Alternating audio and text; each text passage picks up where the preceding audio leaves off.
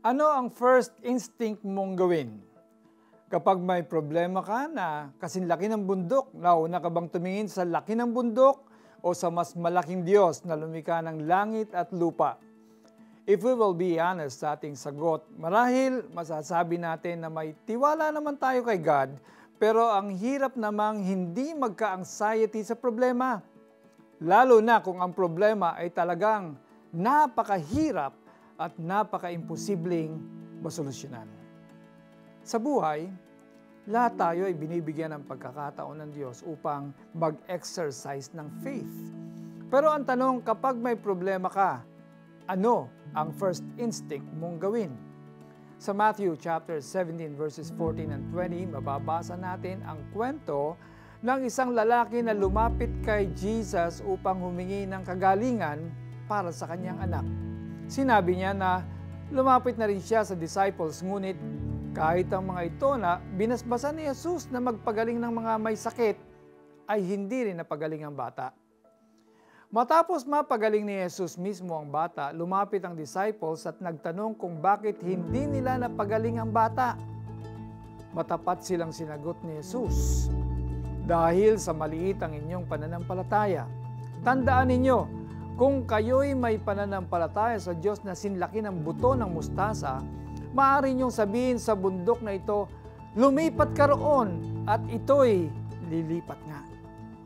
Tunay na walang bagay na hindi ninyo magagawa. Tulad ng disciples, may faith tayo. Pero nakakalimot tayong dumepende sa tunay na source ng faith natin. Sa mga problemang imposibleng masolusyonan, minsan sumusuko na lang tayo. Bahala na, total, wala na naman akong magagawa. Kung ano ang gusto ni Lord, tatanggapin ko na lang. Our faith is meant to be exercised. Remember, it is not about the size of your faith that matters, but about the Lord who can do the impossible. Take courage and have faith. Gawin nating first instinct ang magtiwala kay Jesus sa lahat ng aspeto ng buhay natin. Let's pray. Lord Jesus, patawarin niyo po ako dahil nakakalimot po akong manampalataya sa iyo. Give me the grace to always remember na dapat kong i-exercise ang faith ko.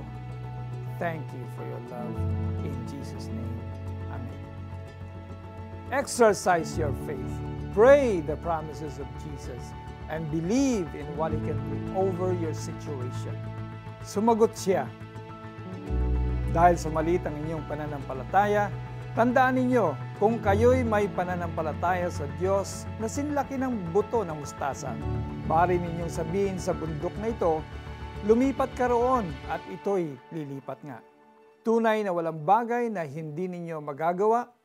Matthew chapter 17 verses 20 and 21. Ako po si Pastor Alex Tinsay, nagsasabi sa inyo, ang ating Diyos ay Diyos ng himala, walang imposible sa Kanya.